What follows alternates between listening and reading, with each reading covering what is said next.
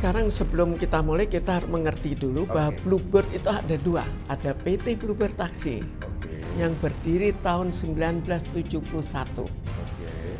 Ada PT Bluebird yang berdiri tahun 2001. Sejak kapan Ibu Mintarsi itu artinya merasa mulai disingkirkan dari perusahaan keluarga sendiri?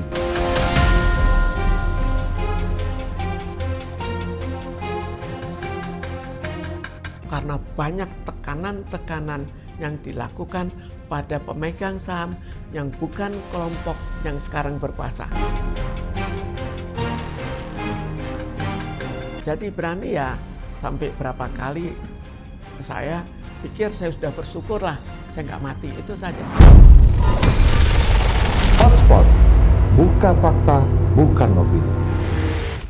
Di balik armada biru yang selama puluhan tahun menguasai jalanan ibu kota, tersimpan konflik keluarga yang jauh lebih gelap dari sekedar persaingan bisnis. PT Bluebird, simbol transportasi nasional, kini kembali disoroti bukan karena layanan, melainkan karena perang saudara yang tak pernah benar-benar berakhir. Di sisi lain, manajemen Bluebird menegaskan seluruh hak dan kewajiban Mintarsi telah diselesaikan secara korporasi dan perkara ini dinyatakan selesai oleh pengadilan. Lantas, siapa yang sebenarnya disingkirkan? Siapa yang diuntungkan? Dan mengapa konflik ini terus membara selama puluhan tahun? Di Hotspot kali ini kita akan membahasnya secara langsung dan terbuka, tanpa potongan, tanpa asumsi, bersama Ibu Mintarsi Djoko Suntono. Kita buka fakta, bukan opini.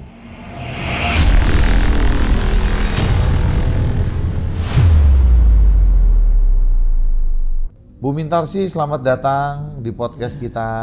Terima kasih. Sehat, Bu? Sehat. Sekarang berapa usia Ibu?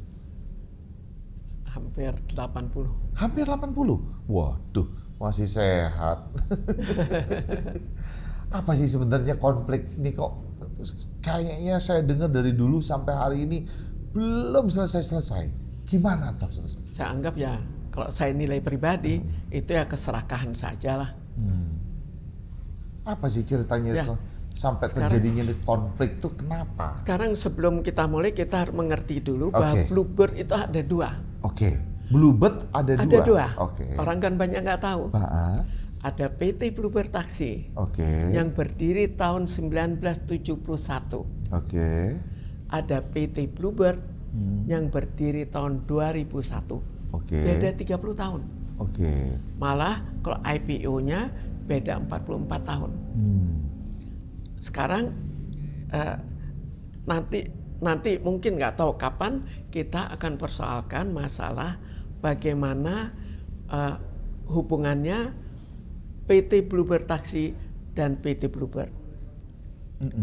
Sekarang sepintas lalu terjadi kerjasama, tapi tanpa sepengetahuan PT Bluebird Taksi.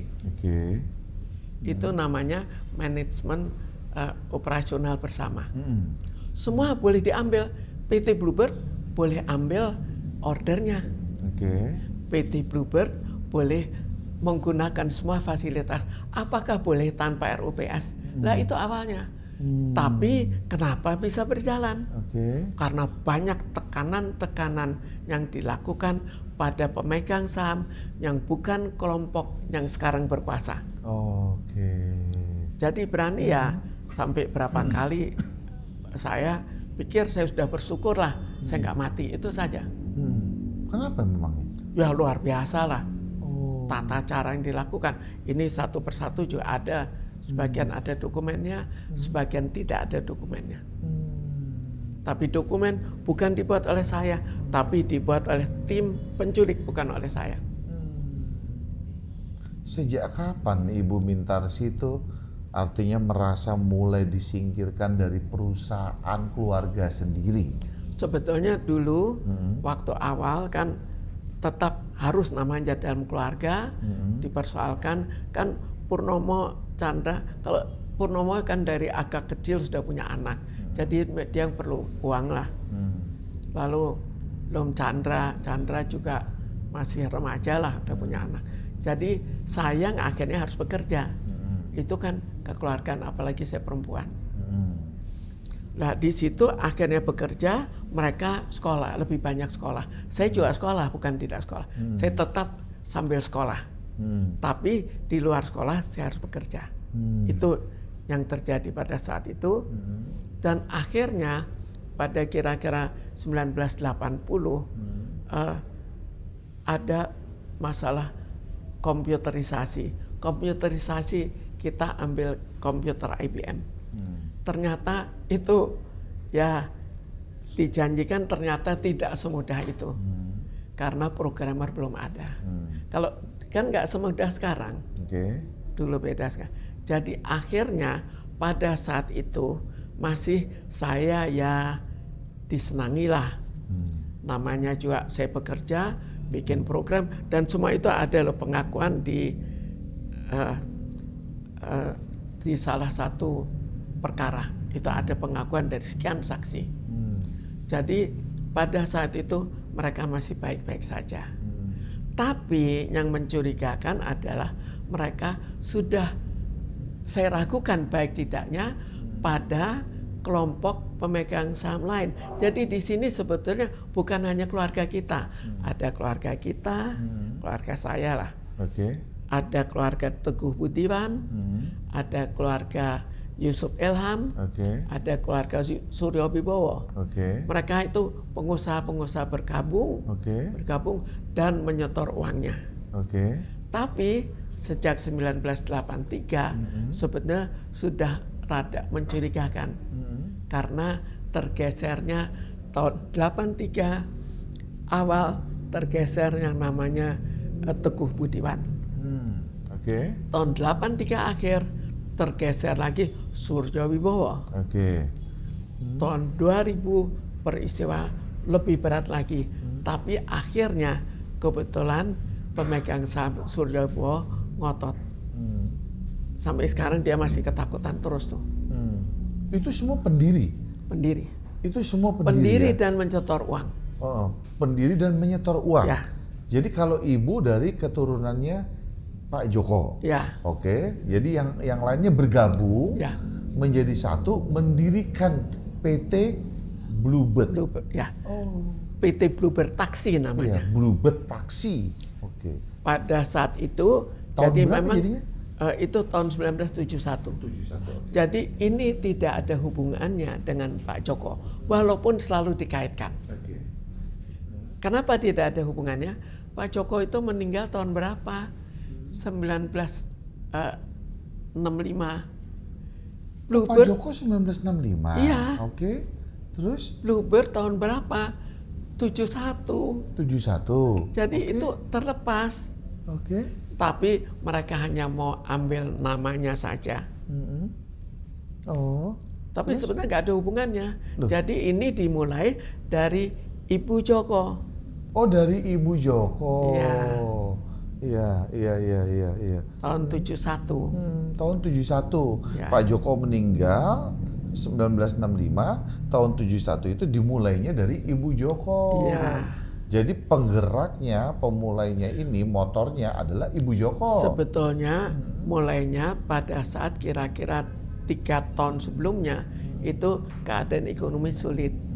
Jadi karena saya perempuan, yang lain laki, apalagi mereka sudah punya anak, maka saya harus membantu untuk sama-sama mencari uang. Satu keluarga itu berapa? Bertiga. Bertiga. Jadi 2 laki, 1 perempuan? Ya. Terus Bu? Jadi akhirnya 3 tahun sebelumnya sudah siap dengan taksi, walaupun taksinya sedikit sekali. Berapa waktu itu? Waktu awalnya dimulai dengan 2 taksi, kemudian dulu kan sistemnya sistem taksi gelap. Manajemennya juga sederhana sekali, tapi tetap ada suatu manajemen kan. Dan kemudian waktu itu saya mengambil inisiatif untuk taksi-taksi lain, mereka boleh masukkan di kita, tapi kita dapat komisi. Dan itu akhirnya menjadi besar, tapi besarnya bukan taksi kita sendiri. Artinya bahwa mereka masuk menggunakan nama Bluebird atau? Bukan Bluebird, waktu itu bukan Bluebird, belum Bluebird. Jadi waktu itu masih taksi gelap saja. Masih taksi gelap. Lah akhirnya pada saat diadakan izin, waktu itu Gubernur Sadikin memberikan izin menawarkan untuk masalah taksi. Di situ kita mencoba, tapi tidak memenuhi persyaratan. Karena apa? Harus ada persyaratan, harus punya pool, harus punya relasi dengan bank, harus ada dan ada ya persyaratan bank dan lain-lain ya. Jadi akhirnya cara kita adalah join. Dan akhirnya kita dapat izinnya. Dan disitulah kita mulai. Waktu itu usia ibu sendiri tahun itu berapa? Saya waktu itu 25. Oh 25. Adik-adik masih lebih kecil? Enggak, saya adik satu lebih besar, satu lebih kecil. Beda setahun kok adik saya. Oh beda setahun. Oke, tapi kenapa ibu yang aktif waktu itu? Karena saya bukan dianggap, saya memang perempuan. Dan memang pendidikan saya jauh lebih bagus lah daripada mereka. Apa yang sebenarnya terjadi tahun 1983 hingga dua pemegang saham tersingkir? Itu saya tidak tahu persis.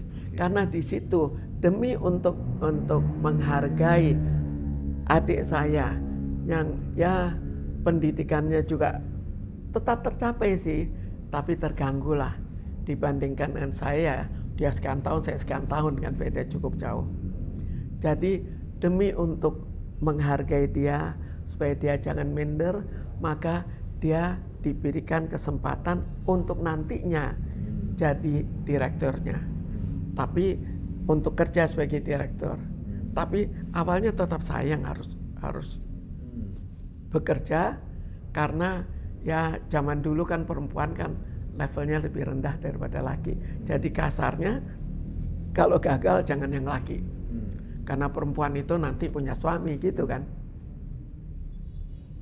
Yang kita tahu kan bahwa selama ini perjuangan Ibu Mintarsih, arti menggugat, lalu melaporkan, dan lain hal. Artinya bahwa lain hal sebagainya, ini kan yang diperjuangkan oleh Bu Mintarsih, setahu kita adalah terkait menyangkut saham 21,6% yang hilang. Ya. Siapa aktor utama di balik itu sendiri? Jadi kita bayangkan situasinya bahwa jelas kalau sudah berkeluarga butuh uang kan. Apalagi waktu itu kita mulainya bukan sebagai orang kaya. Kemudian kakak saya sebetulnya dulu waktu ada istri pertama itu nggak ada masalah, jadi nggak ada rebutan harta. Tapi waktu ada istri kedua, ya situasi berubah.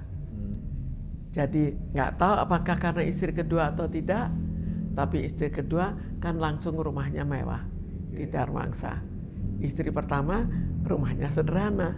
Jadi nggak tahu apakah itu yang menyebabkan bahwa mereka bergabung untuk perebutan harta. Dulunya tuh CP menjadi PT atau gimana ya? Jadi dulunya PT Bluebird Taksi kan ada beberapa pengusaha juga. Dari kelompok saya dan adik saya dan kakak saya, itu kita oleh ibu saya dijadikan CV. Oh, CP masuk ke situ, Ya, masuk situ sebagai pemegang saham. Karena kalau CV jadi ada ikatan keluarga. Itu jadi ya harapannya saya jangan mundur. Tapi saya bukan mundur karena apa? Sudah keterlaluan. Jadi Ibu Mintarsih mundur dari CP itu? Saya mundur bukan sebagai pemilik. Enggak, tujuan awal supaya saya tetap bertahan. Tapi bagaimana saya tahan dengan tekanan yang begitu besar.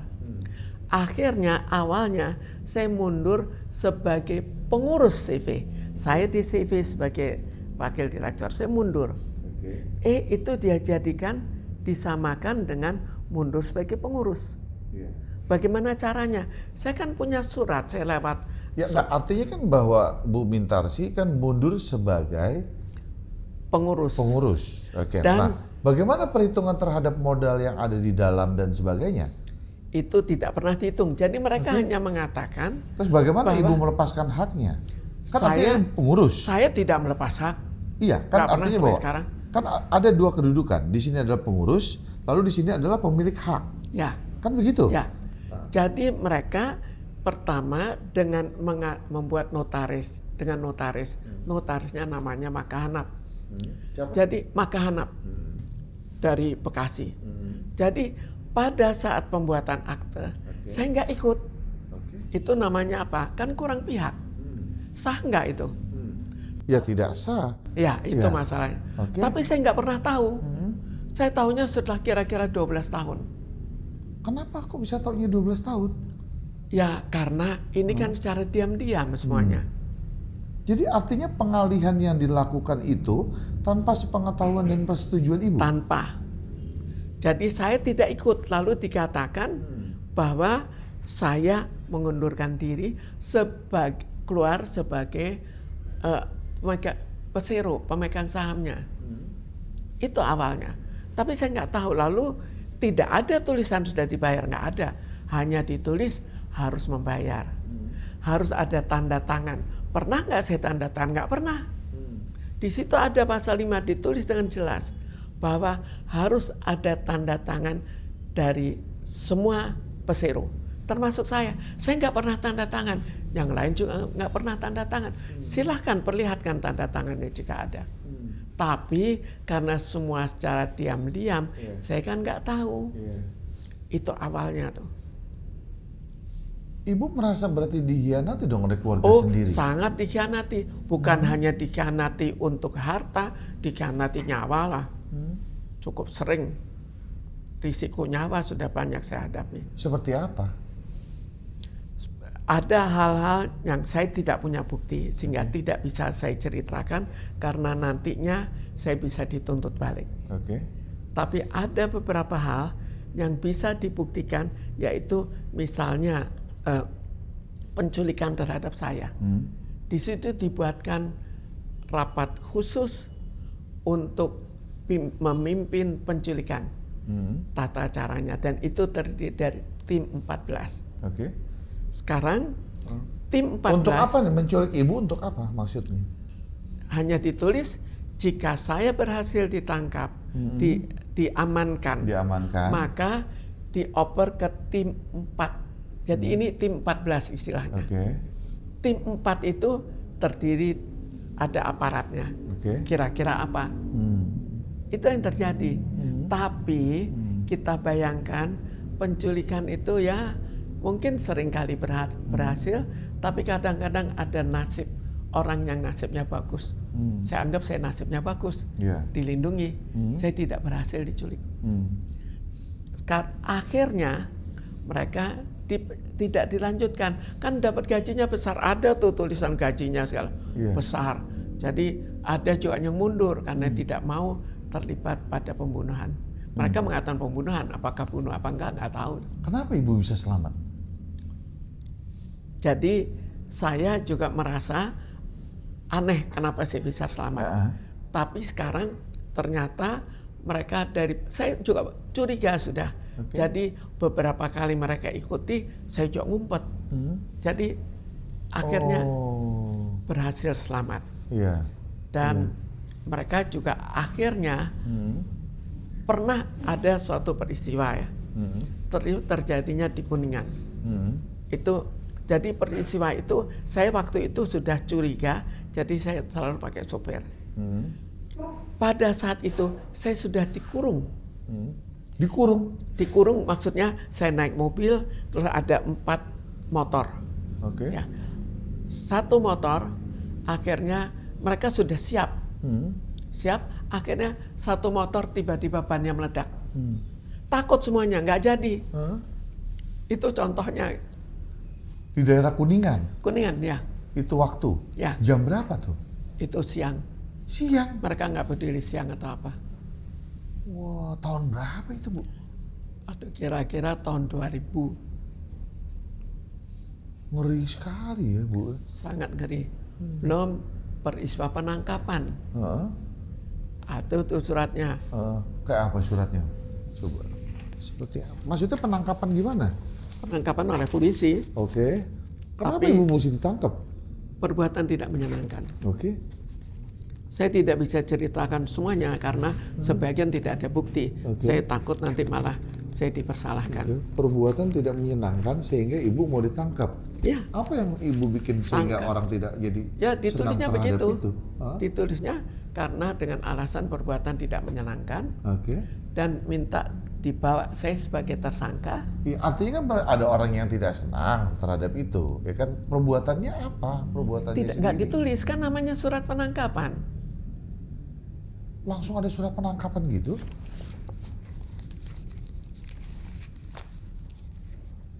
Ya, ini langsung surat penangkapan. Sebelumnya diperiksa dulu nggak Ibu? Jadi sebelumnya pernah saya dipanggil, tapi saya juga nggak tahu. Karena dipanggilnya mendadak, kemudian pada saat itu saya harus saya sebagai mental health advisor dari World Health Organization. Jadi kita berkumpul. Jadi saya nggak tahu, saya kan pergi. Saya tetap pergi. Lah, saya nggak tahu bahwa ada surat penangkapan. Atas laporan siapa? Nggak tahu juga. Surat polisi. Saya nggak perhatikan lah. Seperti apa coba Bu? Penasaran saya.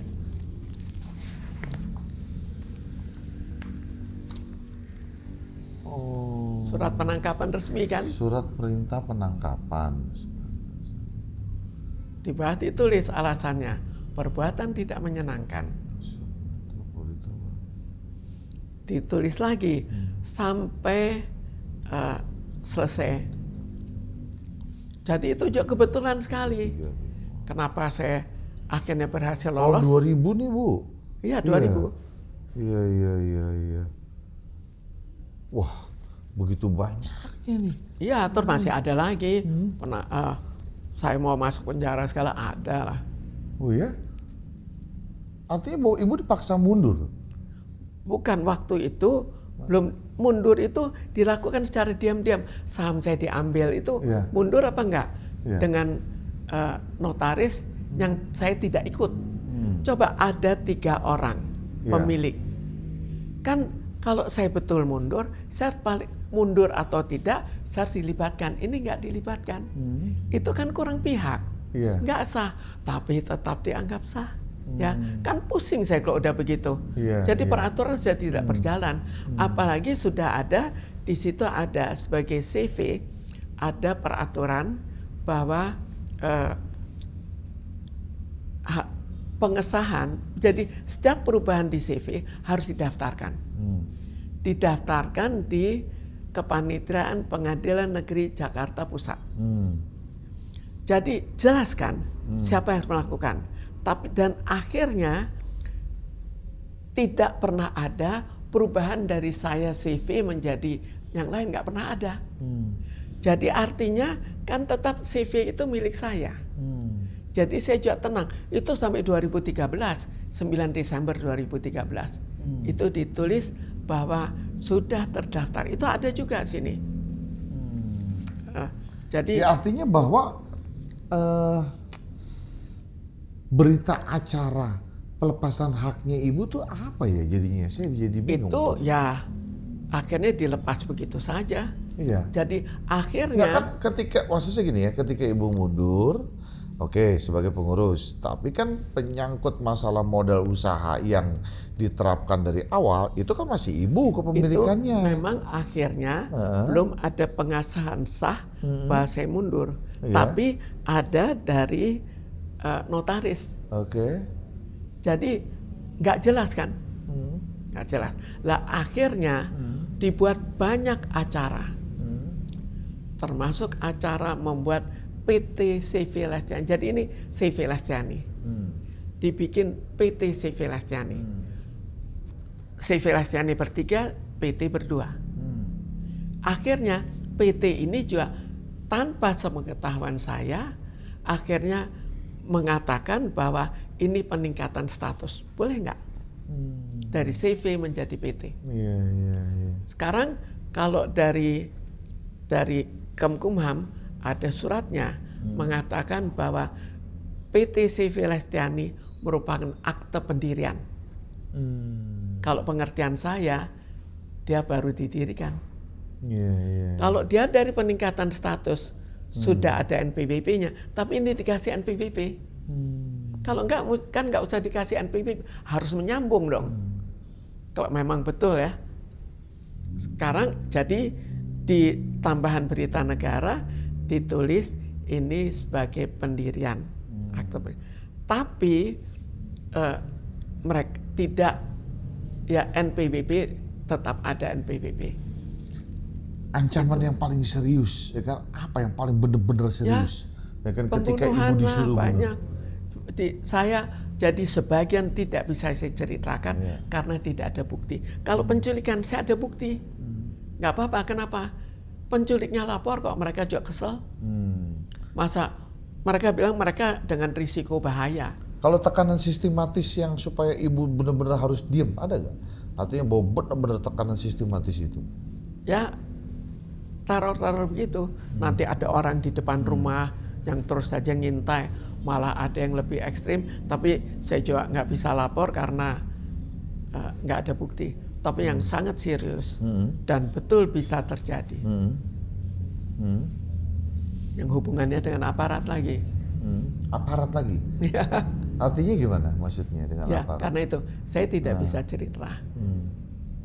Karena saya tidak punya bukti. Saya ada lagi yang berat sekali. Masa sedikit pun ibu nggak ada sih nyimpen bukti tentang kekerasan tersebut gitu? Ya saya ada kan yang penculikan.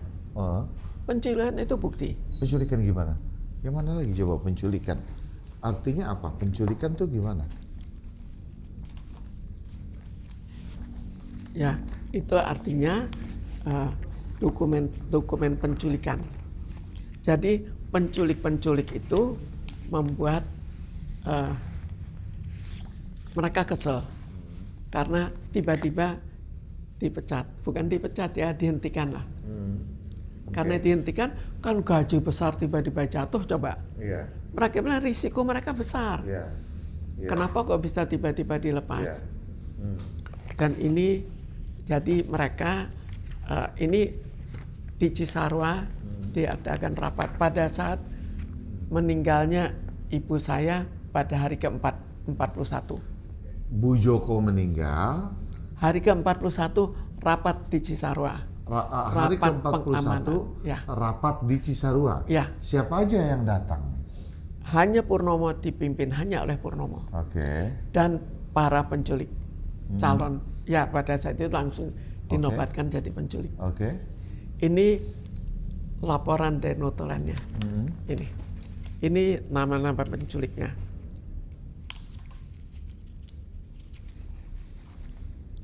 Ini ada lengkap nama penculiknya. Ini. Dan ini tulisan tangan. Ya. Dan mereka dari juga, mana ibu dapat dokumen ini? Itu dari para penculik karena kesel.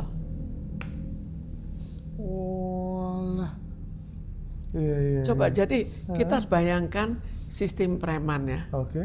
Itu kan mereka kesel bisa berbalik kan. Terus dari para penculik karena kesal akhirnya memberikan data ke ibu. Ya, data dan ini. Kenapa ini kesalnya? Bukan hanya ke saya. Kalau ke saya saja risiko dong. Nanti saya buka gini, wah langsung besoknya saya ditangkap. Tapi ini ada ini. Jadi pimpinannya melaporkan ke pengadilan. Ya. Lalu yang lain juga lapor ke notaris affidavit. Ini ada. Dilaporkan. Lalu ada lagi laporan yang sifatnya di atas meterai.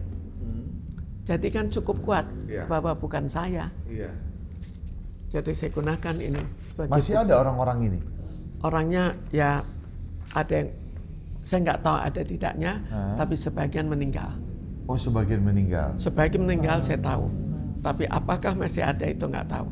Karena setelah sekian tahun mereka bubar 25 tahun. Oh, iya. Jadi itu nggak tahu kenapa kok diambil hari-hari keramat, 41 hari setelah ibu meninggal. Ada lagi, kalau saya sebut pengeroyokan, tapi kalau katanya itu bukan pengeroyokan, ya terserahlah. Pada saat hari ke-13, pemegang saham satu lagi, itu meninggal.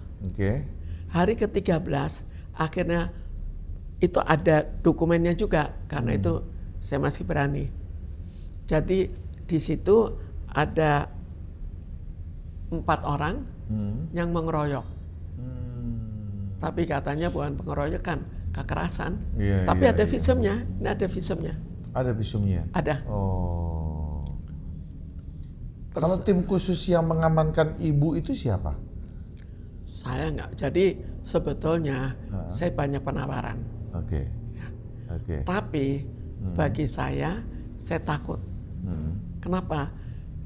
Berapa saat setelah itu ada dari salah satu pengusaha besar, ya pengawalnya itu yang membunuh.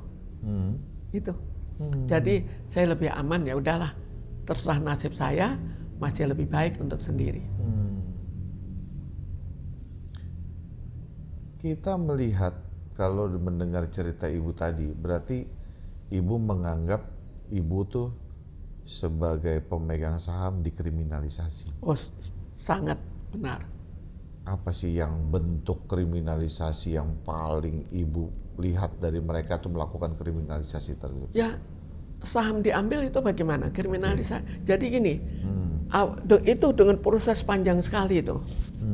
Sebetulnya ada tuh dokumen satu persatu. Bagaimana mereka mencoba. Jadi contohnya, tadi yang akhirnya dengan notaris Makahanap itu belum berhasil. Kenapa belum berhasil?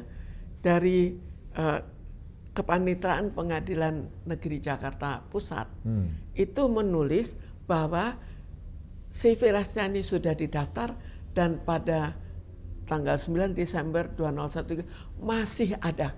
Jadi artinya apa? Belum berubah. Karena itu masih belum kuat tuh kekuatan mereka. Kekuatan hanya di notaris. Apa sih kekuatan notaris? Buktinya dilanjutkan nggak berhasil kok. Tapi setelah itu mereka melakukan macam-macam langkah. Banyak langkah. Sehingga pada tahun 2013 baru melakukan dengan cara yang cukup aneh lagi. Kenapa? Itu akte RUPS. RUPS untuk menyesuaikan PT Bluebird Taxi dengan UU PT nomor 40 tahun 2007. Apa anehnya? Jadi setelah sekian banyak tidak berhasil, mereka bikin 2 yang saya sebut jurus pamungkas. Mereka mengatakan gini, kita bikin daftar pemegang saham. Daftar pemegang berdasarkan pasal 50 UU PT nomor 40 tahun 2007. Itu apa tuh? Itu kan intern.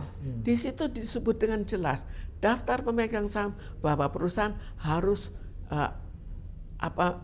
mendaftarkan, harus punya daftar pemegang saham dengan lengkap dengan alamat-alamat para pemegang saham. Itu kan intern. Tapi yang terjadi adalah ditulis ini ada bahwa daftar pemegang saham itu ini. Jadi di notaris nih, daftar pemegang saham itu menggantikan susunan pemegang saham. Padahal susunan pemegang saham sebelumnya kan kalau kita lihat susunan pemegang ini dibeli ini dibeli ini dibeli ini tukar. Tapi pada saat 1991 ada pengesahan pengesahan dari Menteri Kehakiman yang mengatakan bahwa pemiliknya adalah CV, salah satu pemiliknya. Iya. Kemudian ada Taman Berita Negara, sama juga pemiliknya. Iya. Tapi mereka akhirnya bikin daftar pemegang saham, namanya diganti, dan itu yang dianggap sah sebagai susunan pemegang saham. Jadi hilangnya gampang kan? Bikin daftar pemegang saham, hilang. Padahal pada saat itu dibuat daftar pemegang saham, kan direkturnya pada saat itu 2, Purnomo dan saya. Kenapa kok saya nggak diundang? Ada pemegang saham lain yang bukan kelompok Purnomo. Kenapa mereka nggak diundang, nggak diberitahukan? Ya. Jadi di situ akhirnya mereka bikin yang aneh begitu. Di sini dengan jelas bahwa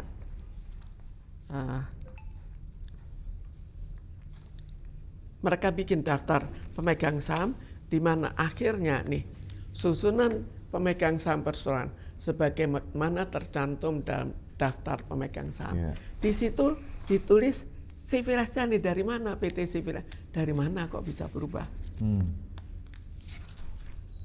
Ini PT CV, bukan CV Lestiani. Saya sahamnya CV Lestiani. Diganti. Yeah. PT CV Lestiani itu milik 2 orang. Nah, terus ada yang lucu lagi nih. Nggak tahu apakah lewat. Notarisnya siapa nih waktu itu nih? Notarisnya kan pernah masuk penjara. Oh. Itu Teddy Anwar. Oh. Kan ada nomor penjaranya, saya ada. Iya. Nah, ini ada lagi. Jadi senjata pamungkasnya 1 daftar pemegang saham. Pada daftar pemegang saham intern itu bukan mewakili Kemenkumham kan? Iya. Kalau dulunya pemiliknya A, daftar pemegang saham angkatan B, tetap saja pemilik A. Kecuali kalau memang dijual. Tapi enggak, cukup dengan daftar pemegang saham bisa berubah. Terus ada kedua, ini lucu lagi. Ada suatu pernyataan, berhubung seluruh pemegang saham yang hadir menyetujui 100%, maka terjadi perubahan. Kalau kita baca persis ya, kalau biasanya yang menentukan adalah jumlah pemegang saham, 100% pemegang. Ini enggak, yang hadir. Jadi sekarang seandainya pada saat itu yang hadir hanya 10%, dan 10% itu mengatakan ini berubah dari A jadi B, apakah boleh 10% itu dianggap 10% pemegang saham, dianggap 100% dari yang hadir? Ini senjata pamungkas jadinya. Tapi senjata pamungkas yang kriminal. Dua-duanya kan kriminal, nggak ada hukumnya. Tapi lalu ada lagi RUPS. RUPS kan ada syaratnya, apalagi kalau itu hubungannya dengan melakukan perubahan anggaran dasar. Itu kan pasal 88 yang berlaku. Itu kan 2/3. Tapi mereka bikin begini. Ini daftar pemegang saham, lalu PT CV Lestiani merupakan pemegang saham. Sekarang dari mana? Tapi udahlah, kita anggap nggak apa-apa. Kita anggap itu masih harus kita perdebatkan. Tapi yang terjadi apa? Ini kan PT CV. Pada saat itu PT CV sedang digugat oleh CV Lestiani. Sekarang kalau sedang digugat, boleh nggak dia punya hak suara? Nggak boleh. Nggak boleh. Betul. Jadi karena itu dia hanya mempunyai hak suara 28,64%. Ya artinya bahwa apakah ini bagian dari skenario agar ibu menyerah dalam masalah Bukan ini? untuk menyerah, untuk berhasil, dan ternyata berhasil. Setelah dengan saham yang tidak memenuhi quorum, akhirnya dia dapat. Dianggap saja memenuhi quorum. Apalagi dengan pernyataan sekian, yang hadir bilang setuju kok.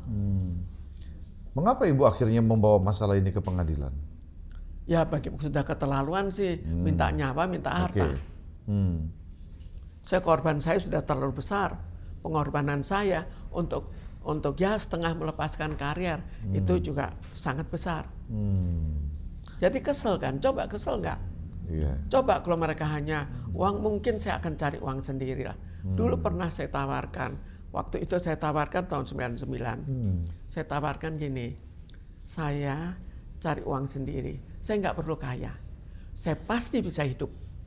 Katanya, jangan nanti kamu nggak bisa hidup. Saya bilang, nggak mungkin lah saya nggak bisa hidup. Saya tetap bisa hidup. Jadi harta saya berikan, tapi saya lepas, saya tidak mau bekerja lagi. Akhirnya yang terjadi, saya dapat akte warisan kan. Saya bilang nanti juga warisan belum tentu dapat. Warisan nantinya juga dimainkan juga. Ketika Pengadilan Negeri Jakarta Pusat menolak gugatan Ibu, apa yang Ibu rasakan? Dia bukan menolak, jadi dia membuat pernyataan bahwa CV itu masih ada dan dalam bentuk CV. Itu ada V10 berapa gitu. Ada.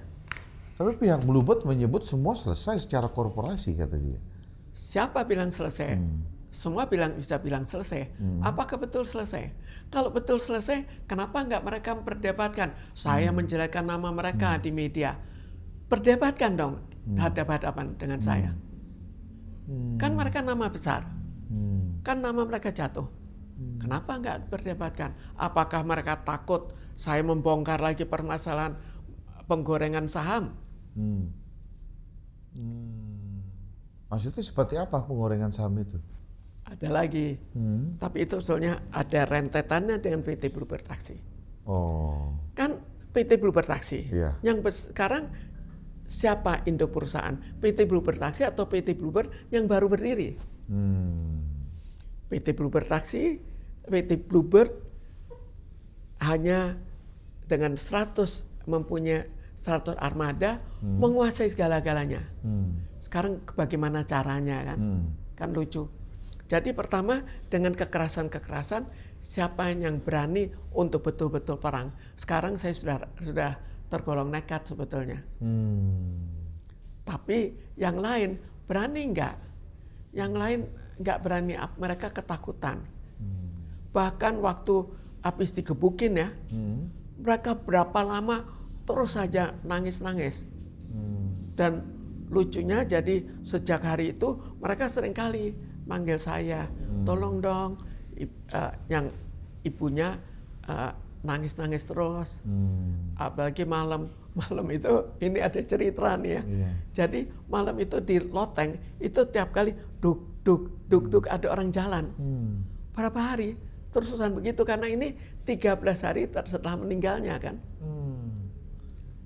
Jadi dan seterusnya akhirnya nggak berani datang sampai sekarang belum pernah menginjak Bluebird. Kalau peran PT Zingler sendiri itu dalam pusaran konflik ini tuh apa? Kalau Zingler itu begini. Zingler itu tuh apa? Gitu. Jadi dulu itu biasa punya anak-anak perusahaan. Anak-anak perusahaan itu antara lain PT Zingler. PT Zingler itu merupakan perusahaan ekspor ke mancanegara dan sudah banyak pelanggan. Sekarang bekerja sama dengan Zingler Jerman, Zingler Internasional. Sekarang bisa dibayangkan, ini akan jadi perusahaan raksasa. Karena jadi perusahaan raksasa, saham saya dicuri. Tapi namanya pada tahun 1994, hukum masih bisa ditegakkan. Akhirnya saya menang dalam perkaranya. Saya menang bahwa semua saham saya harus dikembalikan. Jadi artinya kan hukum masih berjalan, memang saham saya. Itu yang terjadi. Tapi setelah itu perusahaan besar kedua apa? Ini kan perusahaan besar yang belum berjalan. Belum. Akhirnya ya jatuh dengan sendirinya. Akhirnya Bluebird yang diambil. Nah itu akhirnya ke Bluebird dari tahun 94 akhirnya loncat membuat banyak kekerasan. Jadi ini kan dianggapnya nggak ada gunanya lah pakai sistem pengadilan. Lebih baik pakai kekerasan ya. Jadi kekerasan nggak berhasil lagi. Jadi akhirnya beruntun-runtun sampai sekarang. Tapi bener gak sih Ibu sendiri tuh digugat 140 miliar? Oh iya, itu perkara lucu lagi. Oke, kenapa bisa digugat 140 miliar? Jadi gini, salah satu kan mereka terus mengganggu. Salah satu ada tindak-tindak kekerasan, sampai saya penangkapan polisi segala. Setelah itu mereka bikin perkara, menggugat saya. Dia direktur, saya direktur. Dia menggugat saya. Siapa nih gugat Ibu? Purnomo. Oke. Sesama direktur. Pertama boleh nggak tahu hukumnya. Tapi yang jelas pemegang saham PT Bluebird Taxi belum menyetujui. Boleh nggak dia menggugat atas nama PT Bluebird Taxi? Kan nggak boleh. Lalu kedua, ada pasal 99 ayat 1B. Jika ada benturan kepentingan, maka dia tidak boleh mewakili. Ada tuh peraturannya kan. Sekarang dia ada benturan kepentingan karena pegang PT Bluebird Taxi, pegang PT Bluebird, nggak boleh mewakili. Tapi ini tetap berjalan, diizinkan. Artinya apa? Peradilan sesat. Tapi tetap berjalan. Kemudian yang digugat apa? Lucu. Yang digugat saya harus mengembalikan semua gaji yang pernah dibayarkan. Alasannya apa? Alasannya saksi-saksi. Saksi ada 4 dari mereka, ada 5 dari saya dalam hubungannya dengan pekerjaan. 4 saksi itu hanya 1 mengatakan saya kurang bekerja, dan 3 tidak, itu saksi dari Purnomo ya, dan 3 tidak mau memberikan kesaksian, dan itu anak buah langsung lagi. HIR 172 itu kan nggak sah, tidak mempunyai kekuatan yang, apalagi hanya 1 saksi. Tapi saya ada mantan karyawan kan sah untuk jadi saksi. Itu semua membeberkan pekerjaan saya, masalah pembuatan sistem komputer, mendidik semua orang komputer segala. Pada saat waktu itu belum ada komputer, itu belum populer lah, belum mulai. Terus gugatannya gimana? Lah, lalu satu lagi pencemaran nama baik. Enggak, yang 140M akhirnya gimana? Ya, ini jadi dari kan digugat. Putusannya apa jadinya? Putusannya gini. Ini dari saya harus mengembalikan. Ini daftarnya. Daftarnya ngitungnya saja salah. 1 tambah 1 jadi bisa putusannya jadi 3. Ibu harus akhirnya mengembalikan. 40. Baru 40 tuh ya. 40. Dia terus ada yang di overlapping 2 kali hitung segala. 40. Sekarang pencemaran nama baik. Jadi Bluebird jatuh gara-gara itu. Ya. Tapi itu tahun 2013. Pada tahun 2013 ada majalah Forbes. Itu kan majalah terkenal. Dia tulis 2014 ini majalah Forbes. 2014, yang 2013 Purnomo tidak tergolong orang terkaya. 2014 tiba-tiba berdasarkan hasil 2013 Purnomo menjadi orang terkaya nomor 25. Ini nih Purnomo nih. Di sini ada datanya. Ini. Sini ada datanya sebelumnya 0. Berapa? 16T. Lalu ada lagi dari Straits Times Singapura. Itu juga ada nih. Straits Times Singapura. Ini. Jadi Straits Times Singapura dari MAS dia juga mengemukakan bahwa ada dana besar dari orang-orang Indonesia yang dipindahkan dari GRC ke Standard Chartered Singapura. Itu ditulis gitu. Akhirnya itu kan mereka tidak punya wewenang kan Singapura. Tapi ada koran Indonesia menulis bahwa dalam hal itu ada perusahaan transportasi terbesar. Kira-kira siapa yang ikut di situ? Kira-kira siapa? Jadi apakah beralasan? Akhirnya 140 miliar itu lebih lucu lagi masih. Itu sudah kalah saya. Naik banding kalah, MA kalah. Tapi di MA masih lebih baik daripada di PT. Dan lebih baik daripada gugatan. Karena apa? Di PT, enggak, saya nggak tahu ini. Tapi yang jelas,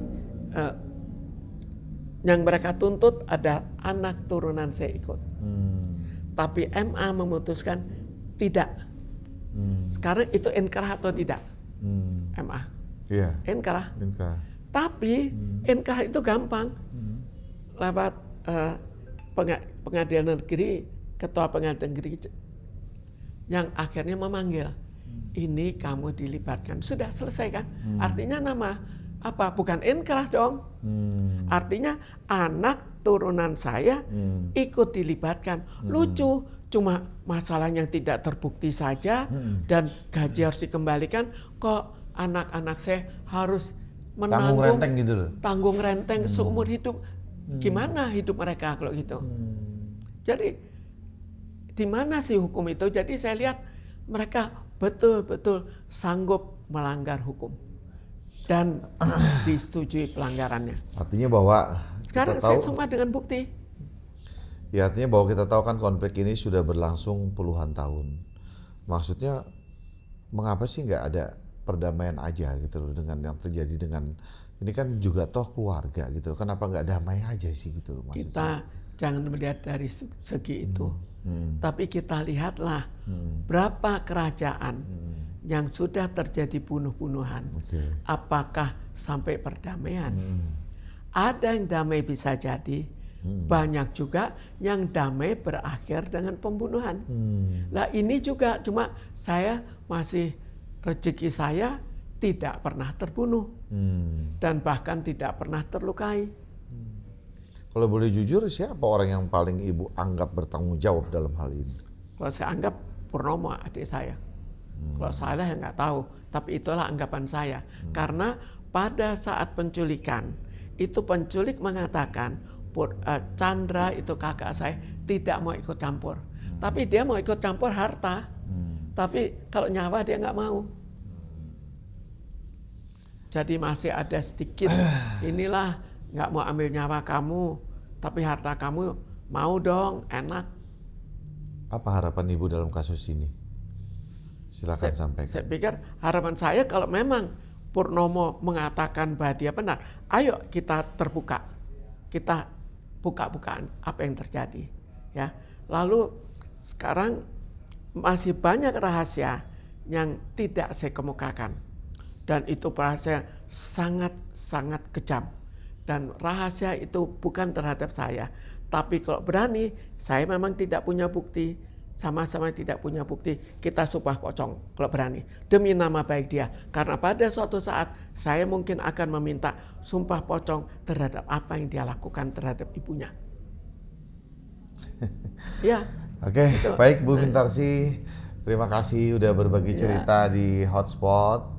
Kan pada hari ini mudah-mudahan konflik keluarga ini dapat terselesaikan dengan cepat. Artinya bahwa apa yang diharapkan oleh Bu Mintarsih tadi bisa didengar juga oleh Pak Purnomo. Artinya menjadi satu titik terang. Semoga permasalahan ini menjadi cepat selesai. Sekarang gitu ya, bayangkan dividen aja tidak pernah mau dibagikan dari tahun 71.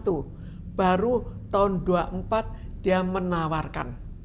Dan itu pun dengan nilai yang sudah dikurang-kurangi dan dengan persentase saham yang jauh lebih kecil. Oke, semoga ya kan permasalahan Ibu cepat selesai ya kan dalam kasus ini. Baik, bisa selesai. Apa yang kita dengar ini menunjukkan bahwa konflik terbesar tidak terlalu terjadi di ruang rapat. Artinya atau ruang sidang, tetapi justru di dalam keluarga sendiri. Klaim, bantahan, dan putusan hukum mungkin telah disampaikan. Namun, pernyataan tentang keadilan, transparansi, dan pengakuan belum tentu selesai. Hotspot tidak memutuskan siapa benar dan siapa salah. Kami membuka kesempatan kepada seluruh pihak yang disebut dalam konflik ini untuk memberikan klarifikasi dan tanggapan. Sampai ketemu lagi di Hotspot by Krishnamurti. Jangan lupa subscribe, like, komen. Salam Krishnamurti.